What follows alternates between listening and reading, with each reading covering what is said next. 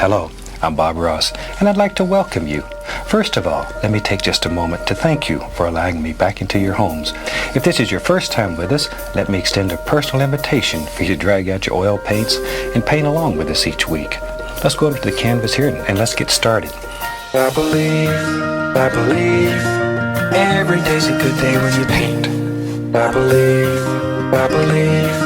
it'll bring a lot of good thoughts to your heart. I believe, every day's a good day when you paint. I believe. Alright, the questions keep coming up, so yes, this motor does have rod knock.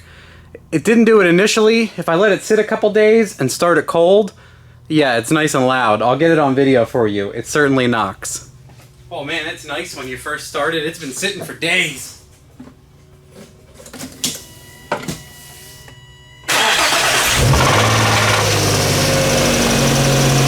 Yes, the nitrous kit that's on here now is going to go onto the 4.8 motor, and we're going to see what that does also, because the point of that is for people who want a mild all-motor setup and a stick shift car and maybe want to add 100 or 200 horsepower very sparingly. A nitrous kit is a really easy thing for people to set up. If you have a cramped engine bay, you don't want to fit turbos, blah blah blah, you don't want the complexity, you road race the car, or just all of that stuff, and you want reliability, like Taylor Ray says, all motor, all reliability, or no turbo, no problems. So there is truth behind that, absolutely. If you're going to thrash a car all the time, you cannot beat just a motor. You just thrash the motor all the time. You don't have to worry about all the additional heat and BTUs and problems and strain on everything else. Yes, I'm going to spray the stock motor. Yes, we're probably going to run out of clutch or fuel pump. I'm not sure. But people make 400 horsepower with these with turbo, supercharger all the time. So I don't anticipate there being a huge problem if I do my end of the stuff correctly. Alright guys, as a courtesy to both types of viewers that I have, the next 3 minutes is a simple overview of the entire kit as installed, and then after that, the entirety of the rest of this video is me bumbling through the install like a couple minutes a day and trying to get something together for it to quantify. So I'm sure a lot of people just want to see the overview and other people want to see everything. So what's coming up next here around the 3-minute mark is just an overview of the completed install, and you can quit there. And if you hang in after that, you will see almost everything, I recorded to fight through the install. So enjoy. Alright guys, quick update for Uncle Rodney here. I got the nitrous kit done. I was actually starting to loom everything, and then I ran out of loom. So I thought it would be really funny to just loom it and make everybody have a coronary. But some of it's loomed, some of it's not. I hid everything up under this plastic cowl piece, actually. There is a grommet that goes into the ECU, so I put this is a RPM and window switch combined. This is a fuse panel for everything, and the way I like to do it is a relay here is turning on the fuse panel, and then everything is connected to the fuse panel. The bottle warmer, nitrous solenoids, the brain box, everything gets power from here. So if you ever have a problem and you cut the power to this, it shuts everything off, not just your nitrous kit or whatever else. So that's why I like to do nitrous kits this way. And then also, if you're doing a standalone fuel cell, you can turn on the fuel pump and everything with this too. So if you cut power to this, literally everything that runs the kit turns off. It's like a nice safety net. It also makes it easy as hell. You wire all the power items to this, even my bottle warmer. So I have 150 jets in. I just got the bottle filled, and I'm just gonna start right with 150 shot. It's ready to rock. The jets are in. I think everything's tight. And I'm just going to start putting everything back together. The only thing I need to do is, this is the power wire. This is switch 12 volts that turns on my relay. I don't have it connected to anything inside the car. I didn't find anything nice yet. So I've just been connecting it to the battery terminal to test everything. I can actually show you real quick. See, this turns on the bottle warmer too. So I'm not going to leave it on very long. Window switch. Software, hardware, there, RPM and TPS. And then if we go to the back, I ran out of loom again. I was gonna make it nice, honest.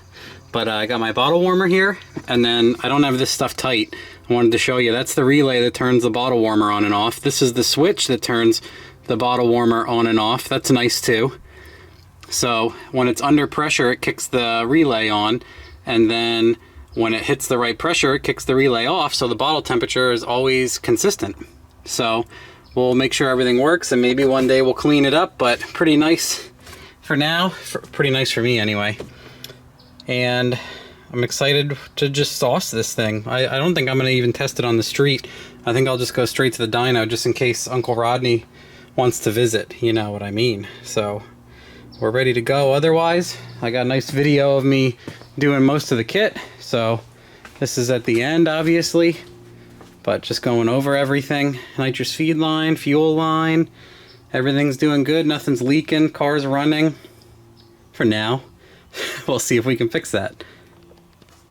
All right, ladies and gentlemen, trust me when I say that nothing fruitful is being said about me emptying out the trunk.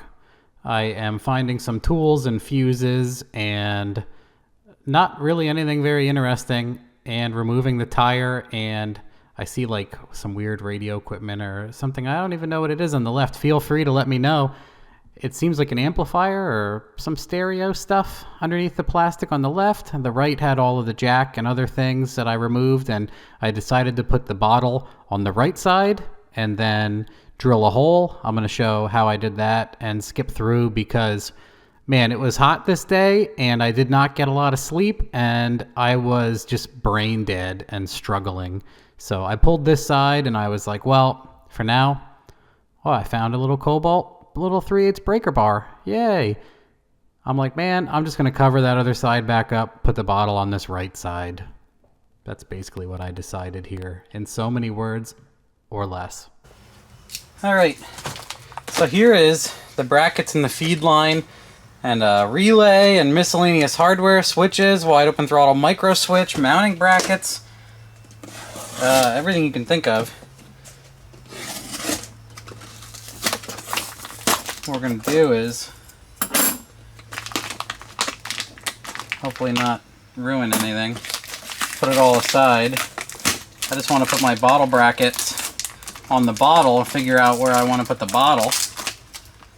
Man, this vacuum sealer does too good of a job from what I remember.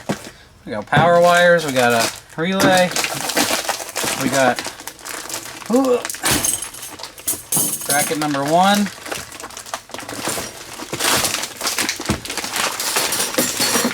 Don't cut yourself, kids. I want to rip open this bag. Well, it's already ripped open. There goes a bolt. There goes a second bolt. Come on, bracket.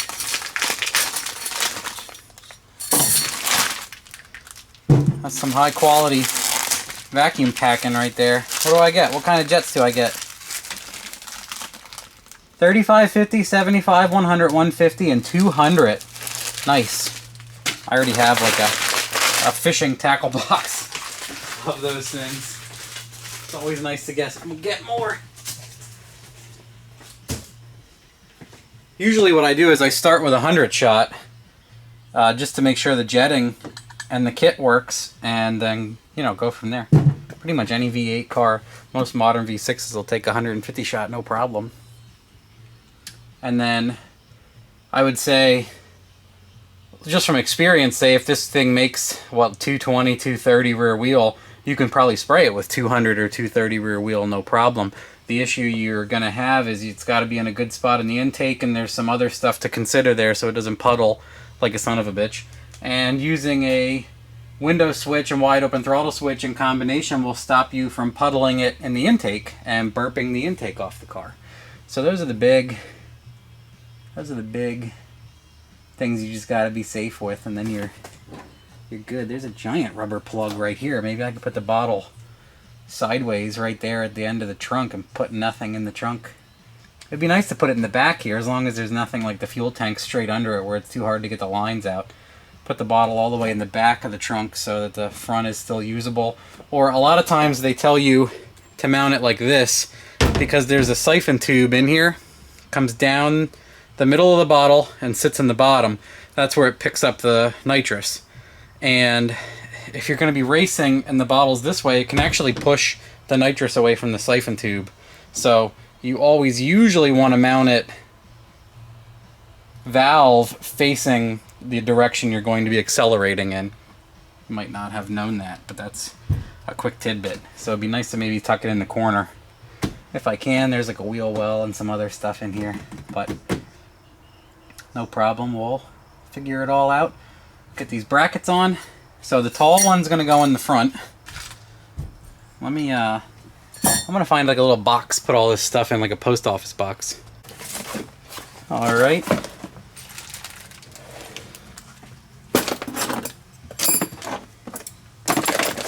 My bottle warmer, jets, feed line, box of goodies. So this one's going to go on the back end. This one's going to go on the front end. Oh, it's got quick releases too. I didn't even notice. Isn't that nice? Got a little, get it on and off easier. Okay, so that's down. Yep, we gotta, we'll just spin this all the way out. Hook this guy in. Spin this guy on snuggy like and see if we can fit it where I want. And then I'm gonna look underneath and make sure we're not gonna interfere with anything, and then maybe I'll just self-tap them. Self-tappers usually work pretty good.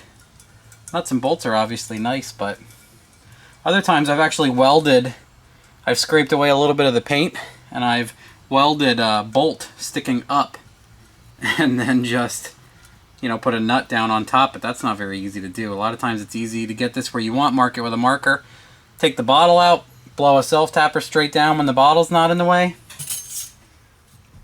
10 times easier.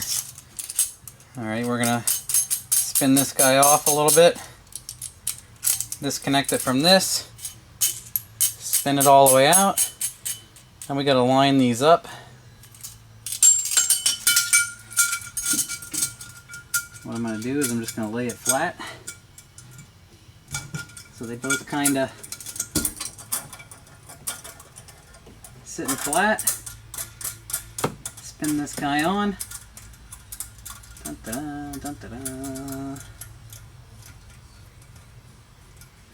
See what we think. Yeah, this is a pretty little bottle. Actually, I could mount it pretty easily on top of this plastic thing, which not much else is going to go on top of here either. Maybe I should. The issue is you don't want to rip bolts up out of the plastic or screw down into the... It sits up there pretty nicely, don't it? But it would also sit down in there pretty nicely too. So that's all there is to consider, really. Not rocket science. Shit, put it all the way up in the nose here, like I was saying, out of the way of everything. That's small, 10-pound bottle. I'm used to the bigger bottles. What do we think about over here?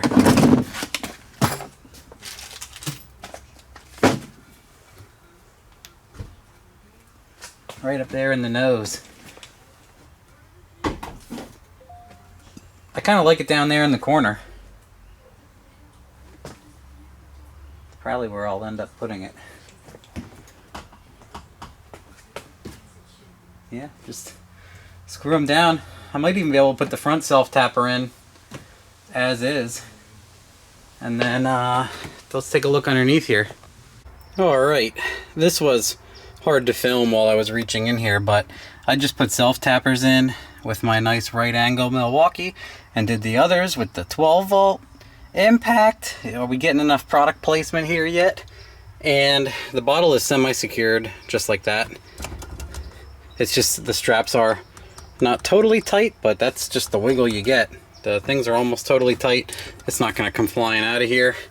And then I ran this guy down and under, and I zippy tied it to the brake line.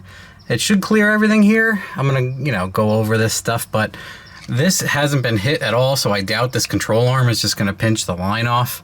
That has yet to be seen. I mean, that could be easily remedied if I just cut this out and stick the line up in, but I'm not going to lower it. I'm not going to be banging that against that pinch weld or doing anything else funny.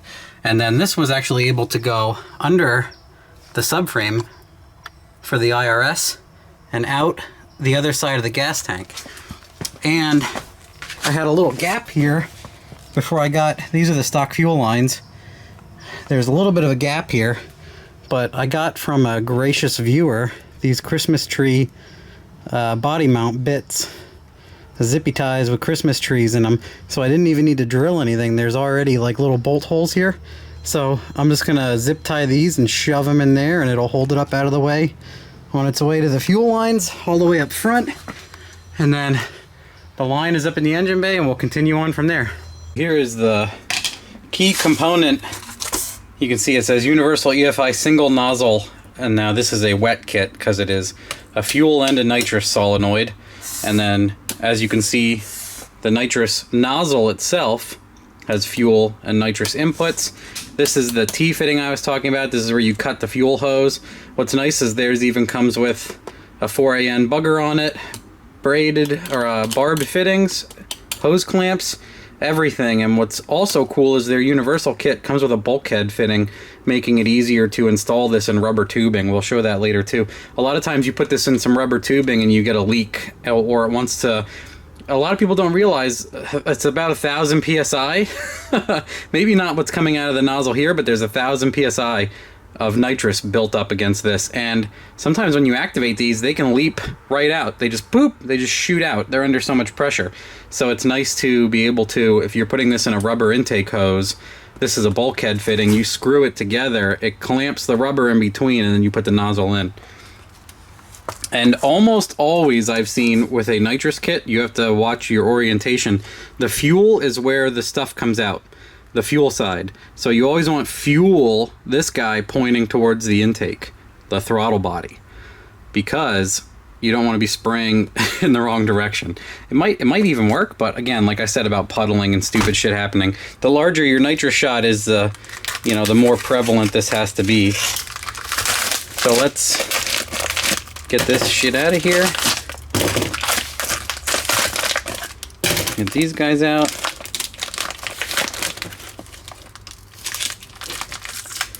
Get this guy out. That's nice. And then you have to Teflon tape all of these, which again, one of my generous viewers sent me PTFE Teflon tape.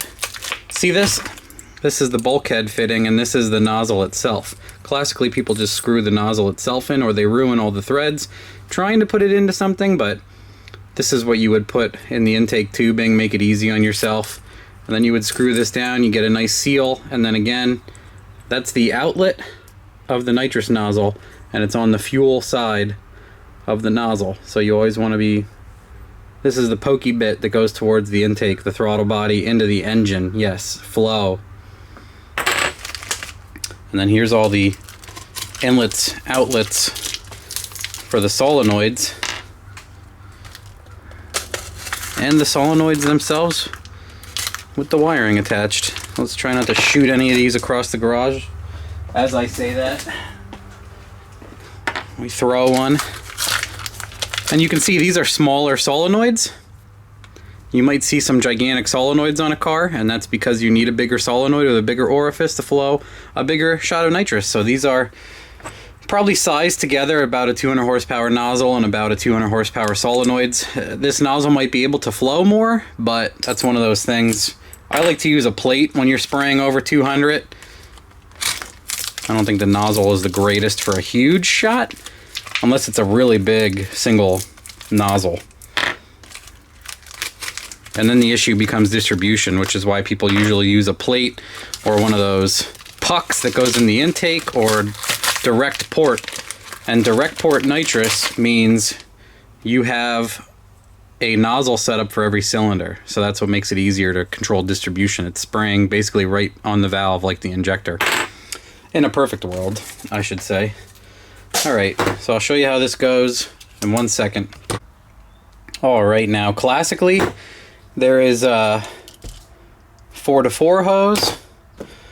Now the fuel inlet one doesn't look like it is here because you're supposed to use a rubber hose. Doesn't come with a barb. That's fine. Everything else is 4s. Basically, what's going to happen here is black is the nitrous in this kit. Usually it's blue, but for these it's black and red. You can ideally do whatever you want, but it's nice to stick to that form factor. Usually it's blue for nitrous and red for fuel. This is how they have it laid out. So red, easiest way to think of this is a 3-to-3. Classically the 4 is the feed. So this is the fuel feed.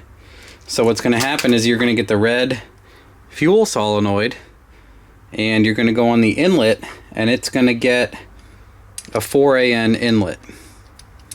Ta-da!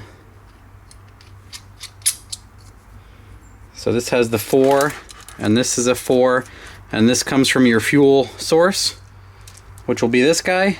Huh, so yeah, it does. Here, this is the 4AN on the fuel. See what I said? The length of this stuff is going to dictate where we're going to install most of it. You can do all sorts of custom stuff when it's up to you, but it's going to be short-lived on this engine, and I'm going to have to probably resize a bunch of it or move it for the LS motor anyway. And then also what's going to happen here is the nitrous bottle itself. Jesus, guys. Struggling today. You can see they even put screens on these solenoids. Filter screen for debris. On the end, the nitrous line from the trunk is going to go into this. So they're going to sit together. Now classically, when you feed a nozzle like this, you're going to have a 4 out of the solenoid and a 3 that goes into the jet. The jet sits in here, the 3 goes on top. So this is the black nitrous feed, and the fuel one is 3 and 3. So the fuel outlet one is 3. So this is the nozzle itself. This is how it's going to go. I just don't have any jets in it. So what you're going to get here is, I got to tighten this guy down. So you can rebuild these, and you can also clock them. So they're a little bit loose. And this is a 4 in, so we already have the 4, and this is the 3 out for the nitrous. Actually, the fuel has the 3. I'm sorry. The fuel is the 3. See, it's important to just do it all ahead of time. Fuel outlet is the 3, and the nitrous inlet and outlet is using a 4. Come on. Alright, and then I'm just, doing this to get an eyeball on everything. So the nitrous line hits this, the fuel line is getting adapted off of the rubber hose here, and then this is going to go in the intake. So this gives us some room to play with, let you know where everything's going to go. That guy gets clamped into the rubber hose line. We PTFE, Teflon tape all of these 1/8" fittings. We go nuts. And then also it came with all sorts of brackets to hold these if you want to stack them together really nicely, which you might even try to do that. And then very simply, these are closed all the time. So fuel and nitrous are sitting here waiting. And then once these get 12-volt signal, they open up and then they let the party happen out this end. It is extremely simple and easy to use nitrous. And it's also easy to be a total retard with it, as you may have seen in videos. So that's the gist of it. Very easy, very simple. Everything is just your gases, chemicals, fuels are all just waiting to go, and that says, release the Kraken, and then it happens. And then the jetting in here is what changes the amount of fuel and nitrous flows through the orifice. And we'll get into jetting then at a later date when we're ready to use it. And now we get to use one of my favorite tools sent in by a generous viewer, a hose cutter. We're just gonna bust this fuel line right in its face. Probably under here it'll be easiest to get the clamps and everything on, so we'll just cut this sumbitch right here. Nice, no pressure. No explosion. All right. Here is fuel line adapter. Yep, smells like fuel. Don't forget to put the hose clamps on. I think this is 1/4 inch. Let me go grab a 1/4. Okay, let's do a quick overview, as this was way too hard to show without some sort of cameraman. I had to mess around with this a little bit. I hastily cut this stock feed line, which I should have pinched it. It's plastic inside. So the T-fitting with the barbs I have was not going to work very good on that. If it were rubber, it would have just fit. Obviously, this is like that nice hardcore stuff, ethanol compatible, everything. It's just rubber for chafing and then plastic for longevity and, you know, fight against fuel and whatnot. So I was an idiot and I cut that real quick. But very simply, it's a steel hose all the way from the gas tank to like right down there in the frame rail. So I replaced it with just a piece of fuel injection hose I have laying around, which fits the barbs nice. And I just shoved it over and hose clamped it. It obviously has those nice quick disconnects from the factory, but we're not going to do any of that. So that's the fuel thing. It's done. That's going to the rail, and that's splitting the supply off to the fuel solenoid. So I'm just going to start it and check for leaks and finish up the nitrous feed to it and tidy some stuff up and figure out where the nozzle is going to go in and start doing the rest of it from there. It's all pretty easy.